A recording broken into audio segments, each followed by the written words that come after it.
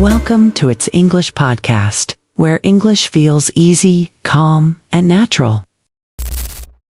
Hello, wonderful learners. Welcome to It's English Podcast, the show where we help you master English while transforming your life one episode at a time. I'm Mary. And I'm Brian. We are absolutely thrilled to have you here with us today. Whether this is your first time joining us or you're a longtime listener, welcome home. You know, Brian, I've been thinking about something lately. What would you say is the invisible force that separates people who achieve their dreams from those who just keep dreaming? That's deep, Mary. If I had to put my finger on it, I'd say it's self-discipline. It's that quiet power that keeps you moving when everything inside you wants to quit. Exactly. And honestly, I need to hear this today, because if I'm being completely transparent with our listeners, I've been struggling, like really struggling. Oh? Tell us more. What's going on? Well, I made this beautiful plan 3 weeks ago. I was going to wake up at 6 a.m., meditate, journal, practice my Spanish. And you know what actually happened? Let me guess. The snooze button became your best friend? Worse. I set 3 alarms, named them Future Mary Will Thank You, and still managed to sleep through all of them. Then I'd wake up at 8:30 feeling guilty, and the whole day would spiral from there. You know what? I love that you're sharing this because it's so real. We all have these moments where we know what we should do, but there's this massive gap between knowing and doing. Right. And that gap, that's where self-discipline lives. Or in my case, where it's currently on vacation. Well, that's exactly why today's episode is so important.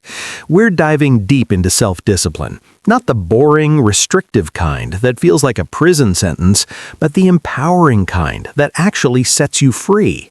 Yes, we're going to explore practical, real-world strategies that work for learning English, building better habits, and creating the life you actually want to live. And here's something exciting. We've prepared a comprehensive free PDF guide for this episode. It includes all the key concepts we'll discuss, reflection questions, vocabulary exercises, and actionable steps you can take immediately. Absolutely. And throughout today's conversation, we'll be introducing some beautiful intermediate-level English vocabulary that'll make you sound more natural and confident. I'll be breaking down these words and phrases in our special vocabulary segment later. So grab your notebook, get comfortable, and let's transform the way you think about discipline. Because by the end of this episode, you're going to see it not as punishment, but the ultimate act of self-love. I'm already motivated. Let's do this. All right, Mary, let's start with something that might surprise our listeners.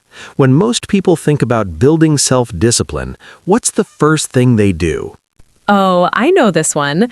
They go big. They're like, starting Monday, I'm going to study English for 3 hours, run 10 kilometers, meal prep for the entire week, and learn to play the violin.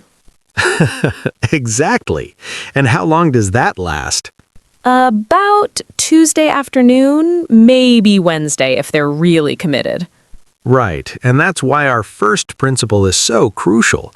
Start ridiculously small. I'm talking so small it almost feels embarrassing. Embarrassingly small? What do you mean? Think about it like this. Let's say you want to build a daily English practice habit. Most people would say, I'm going to study for 1 hour every day. But what I'm suggesting is start with 2 minutes. 2 minutes? But how is anyone going to learn English in 2 minutes a day? That's the beautiful part. You're not trying to learn English in 2 minutes a day. You're trying to build the habit of showing up. See, the biggest lie we tell ourselves is that we need motivation to start. But the truth, motivation comes after you start, not before. Oh, wow. That's powerful. So you're saying the goal isn't actually progress at first. It's just consistency? Exactly. And here's the science behind it. When you complete even a tiny habit, your brain releases dopamine. That's the feel-good chemical. It creates a positive association with the activity. Over time, your brain actually starts craving that habit. So we're basically hacking our own psychology. You could say that, but there's another crucial element here that most people miss. What's that? You need to anchor your new tiny habit to something you already do automatically. This is called habit stacking. Habit stacking. Tell me more. Sure. Think about your morning routine. What's one thing you do every single day without thinking about it? Well, I always make coffee. That's non-negotiable. Perfect. So if you wanted to build an English learning habit, you could say, after I pour my coffee, I will read one paragraph in English. You're attaching the new behavior to an existing automatic behavior. Oh, that's genius. So for our listeners, it could be, after I brush my teeth, I will practice one English phrase in the mirror. Or after I sit down at my desk, I will write one sentence in English. Exactly. The existing habit becomes the trigger for the new one. No willpower required. Brian, I'm going to be honest, this is already changing how I think about my own goals. I've been beating myself up for not doing these massive study sessions, when really I should have just started with something tiny. Don't be too hard on yourself, Mary. We've all been there. The culture we live in celebrates the big, dramatic transformations, but real change, it's quiet, it's small, it's consistent. That's beautiful. Okay, so we start small. What's next? Well, this leads us to our second major principle. Design your life, not just your goals. Ooh, I'm intrigued. What's the difference? Great question. Goals are destinations. They're the what's, what you want to achieve. But your lifestyle, your daily systems, that's the how. And honestly, the how matters so much more than the what. Can you give an example? Absolutely. Let's say two people both have the goal of becoming fluent in English. Person A says, my goal is to be fluent by next year. Person B says, I'm building a lifestyle where English is part of my daily life through the shows I watch, the books I read, the podcasts I listen to, the friends I make. Ah, I see.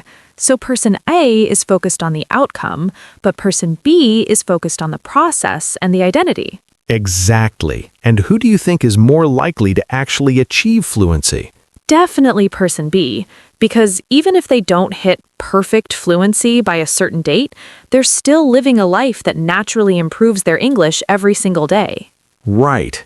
Goals are important for direction, but systems are what get you there. And more importantly, systems keep you there even after you've achieved the goal. This is making me think about fitness too. Like, someone might have a goal to lose 20 pounds, but if they don't build a lifestyle that includes enjoyable physical activity and healthy eating patterns they actually like, what happens after they lose the weight? They gain it right back because they haven't changed who they are. They've just temporarily changed what they do. Wow, so it's really about identity shift, not just behavior change. You've got it. James Clear talks about this in Atomic Habits. Every action you take is a vote for the type of person you want to become. When you study English for 2 minutes, you're not just learning words, you're voting for the identity of, I am someone who develops their English skills. That gives every small action so much more meaning. It really does. And this is where environment design becomes crucial because your environment is constantly voting for who you become. How so? Think about it.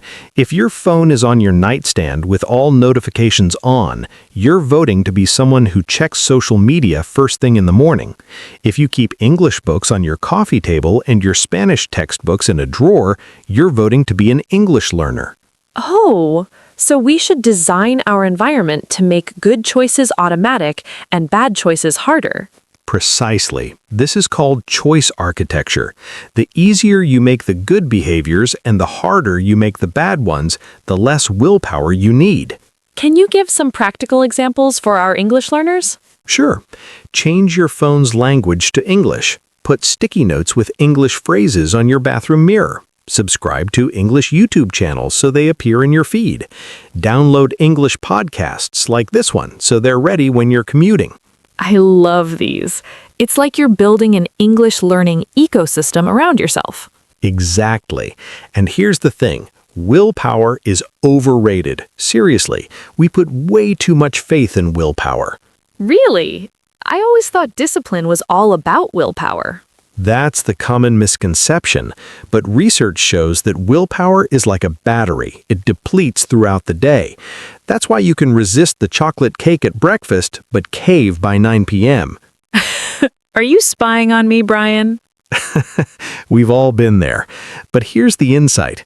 People who seem to have amazing self-discipline aren't using more willpower, they're using less.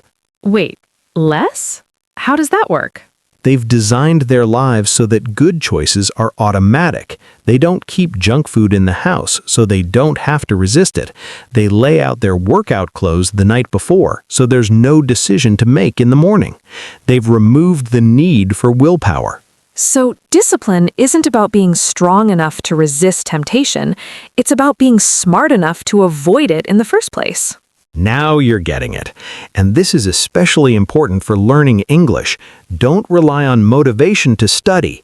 Build it into your routine so you don't have to think about it. Okay, what's our next principle?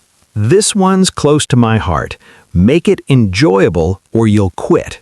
Ooh, I need to hear this one. Because honestly, Brian, sometimes studying feels like a chore. And that's exactly the problem. If something feels like punishment, your brain will resist it. We're not designed to sustain behaviors we hate. So how do we make discipline enjoyable? Isn't that an oxymoron? Not at all. Think about it. What makes something enjoyable for you? I guess when it's fun, when I feel like I'm making progress, when I'm with people I enjoy, when there's variety. Exactly. So the question becomes, how can you build those elements into your English practice? Give me some examples. Sure. Instead of drilling grammar exercises you hate, watch a Netflix series in English that you're genuinely excited about. Instead of reading boring textbooks, read mystery novels or romance books or whatever genre you love, just in English. Oh, so it's about finding the intersection between what's effective and what's enjoyable. Precisely. And here's a powerful technique. Temptation bundling. This means you pair something you need to do with something you love to do. Ooh, like what? For example, you could make a rule, I only listen to my favorite music podcast while I'm walking. So you're bundling exercise with entertainment. Or I only watch my favorite show in English, bundling relaxation with learning. That's brilliant. So you're making the thing you have to do the gateway to the thing you want to do. Exactly. Your brain starts to associate the difficult task with the pleasure, and it becomes easier over time. I'm definitely trying this. So that handles the enjoyment piece. But Brian, what about when things get hard? Because let's be real, even enjoyable things have difficult moments. Such an important question, and this brings us to our next principle. Expect resistance and plan for it. What do you mean by expect resistance? Most people think that if they're disciplined enough, things will feel easy, but that's a trap. Resistance is normal. Motivation fades, life gets busy, you get tired. These aren't signs that you're failing, they're just part of the process. So we should expect the rough patches? Absolutely. And more importantly, we should have a plan for them. This is called implementation intention. Implementation intention. That sounds very official.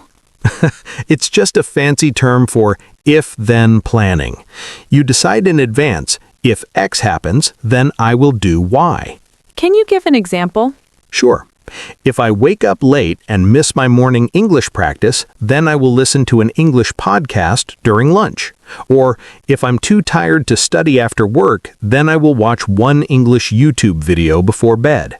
Oh, I love this. So you're creating a backup plan before you need it.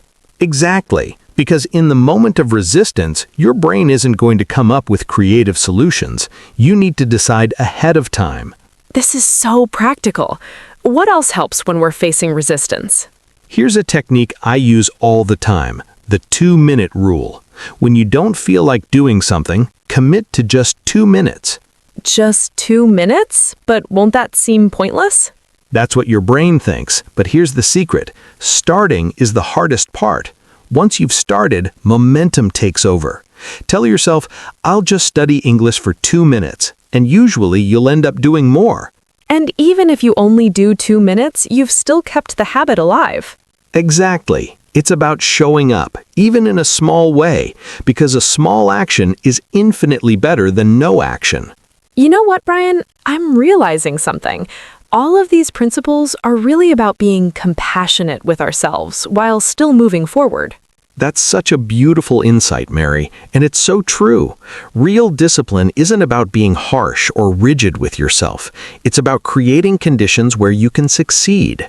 It's like being a good parent to yourself. I love that analogy. You wouldn't expect a child to be perfect immediately, right? You'd encourage small steps, celebrate progress, and help them get back up when they fall. Exactly. So we need to give ourselves that same kindness. Yes, and this connects to our next principle. Track your progress, but don't obsess over it. Ooh, what's the difference?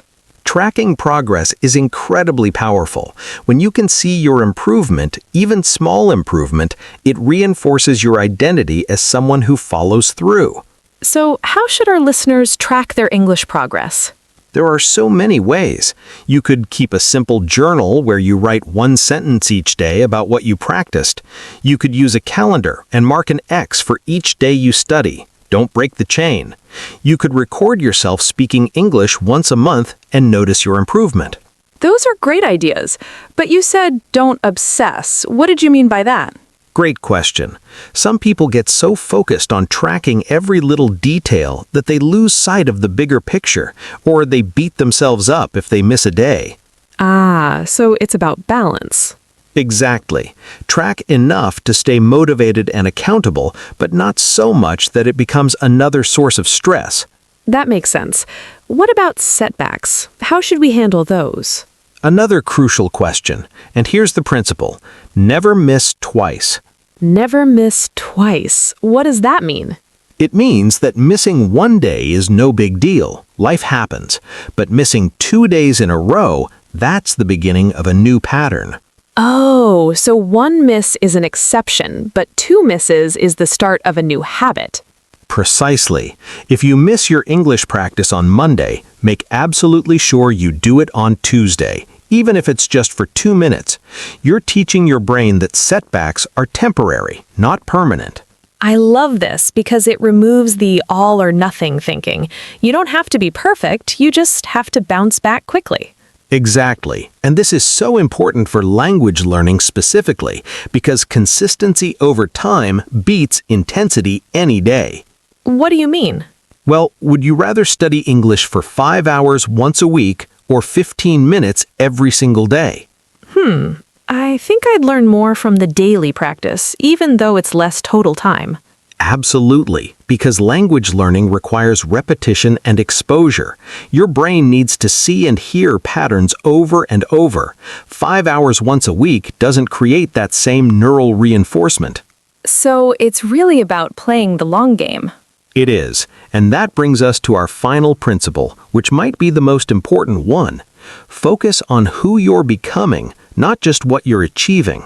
Ooh, this sounds deep. Tell me more. Okay, think about it this way. Right now, are you focused on learning English or on becoming an English speaker? Is there a difference? A huge one. Learning English is a task. Becoming an English speaker is an identity. And identity is incredibly powerful because it drives behavior automatically. Can you explain that more? Sure. If you see yourself as someone who is trying to learn English, you have to constantly convince yourself to practice. But if you see yourself as an English speaker who is improving, practice becomes natural. It's just what you do. Wow, that's a subtle shift, but it feels huge. It is, and the way you build this identity is through small, consistent actions. Every time you choose to listen to an English podcast, you're casting a vote for I am an English speaker. Every time you practice pronunciation, you're reinforcing that identity. So we're literally becoming through doing. Exactly. Your identity emerges from your habits. You don't need to wait until you're fluent to call yourself an English speaker. You can claim that identity right now and let it guide your choices. This is so empowering. It's like you're giving people permission to step into who they want to be right now, not someday in the future. That's exactly it. And when you operate from this identity, discipline becomes easier because you're not forcing yourself to do something foreign. You're just being who you are. I love this. Okay, we've covered so much amazing content. Should we do a quick recap before we move to the vocabulary section? That's a great idea. Let's summarize the key principles we've discussed today. Perfect. So first, we talked about starting ridiculously small, like embarrassingly small. 2 minutes of practice is better than 0 minutes, and it builds the habit of showing up. Right. And we discussed habit stacking, attaching your new behavior to something you already do automatically. Like, after I pour my coffee, I will read 1 paragraph in English. Then we covered designing your life, not just your goals. It's about building systems and environments that make good choices automatic. Exactly. And we also discussed making it enjoyable through temptation bundling and choosing learning materials that genuinely interest you. And we discussed expecting resistance and planning for it with implementation intentions, those if-then statements that give you a backup plan. Yes, plus the 2-minute rule for getting started when motivation is low and the never miss twice principle for handling setbacks. And finally, focusing on identity, becoming an English speaker, not just learning English. Beautiful recap, Mary. All of these principles work together to create sustainable self-discipline that doesn't require superhuman willpower. Exactly. And now I think it's the perfect time to dive into some of the vocabulary we've used throughout this episode. This is one of my favorite parts. Absolutely. Mary, take it away. All right, wonderful learners. Let's break down some key intermediate vocabulary from today's episode. These are words and phrases that will help you sound more natural and confident in English. Momentum. We talked about building momentum with small habits. Momentum means the force that keeps something moving or growing. For example, once I started practicing daily, I gained momentum and it became easier. In physics, momentum is about motion, but we also use it for progress and growth. Willpower.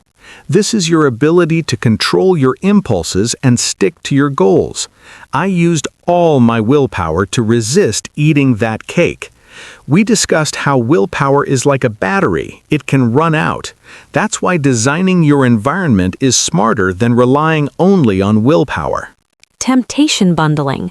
This is when you pair something you need to do with something you want to do. I use temptation bundling by only watching my favorite show while exercising. It's a technique to make difficult tasks more appealing. Implementation intention. This is your if-then plan. My implementation intention is, if I feel too tired to study, then I will listen to 1 English song. It's planning for obstacles before they happen. Habit stacking. This is attaching a new habit to an existing one. I practice habit stacking by reviewing vocabulary right after I brush my teeth. The old habit triggers the new one. Identity shift. This means changing how you see yourself.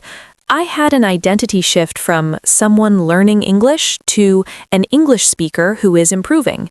It's about who you are, not just what you do. Choice architecture. This is how you design your environment to make certain choices easier. I used choice architecture by putting English books where I can see them and hiding my phone charger in another room. Consistency. Doing something regularly over time. Consistency is more important than intensity when learning a language. It's about showing up day after day. Resistance. The force that pushes against you when you try to do something difficult. I felt resistance when my alarm went off, but I got up anyway. It's that voice that says, "Not today." Compound effect. When small actions add up to big results over time. The compound effect of practicing just 10 minutes daily led to fluency in 2 years. Small things done consistently create massive change. Those are fantastic vocabulary words, Mary. And listeners, remember, you can use all of these in your daily English conversations. Absolutely. And all of these words, plus more examples and exercises, are in your free PDF guide. Mary, before we wrap up, I'm curious, what's the one thing you hope our listeners take away from today's episode? That's a great question, Brian. I think if there's one thing I want everyone to remember, it's this. Self-discipline isn't about perfection. It's about direction. I love that. What do you mean? I mean that you don't have to be perfect to make progress. You don't have to follow through 100% of the time. You just need to keep moving in the right direction, even if it's slowly, even if you stumble. That's so freeing, because I think a lot of us, myself included, we give up entirely when we can't do something perfectly. Exactly, and that's the trap. We think, well, I already missed my study session today, so the whole day is ruined. Might as well give up. But that's not true. You can start again right now. Every moment is a chance to begin again.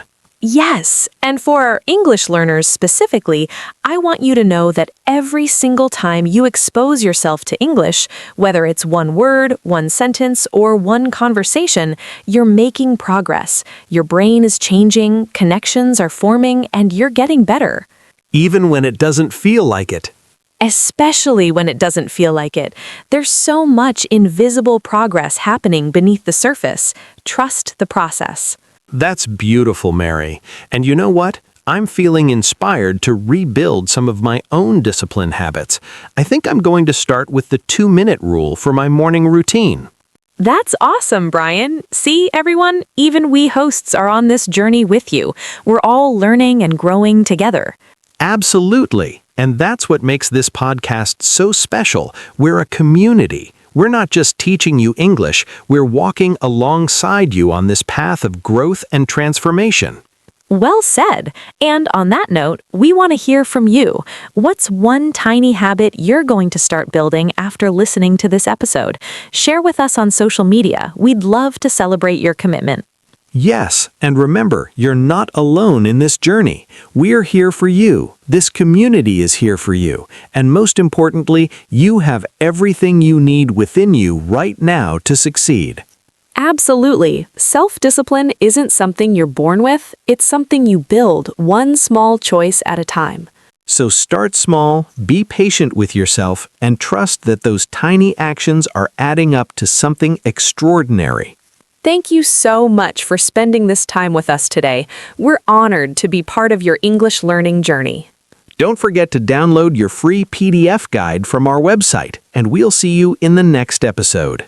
Until then, keep learning, keep growing, and remember, You've got this.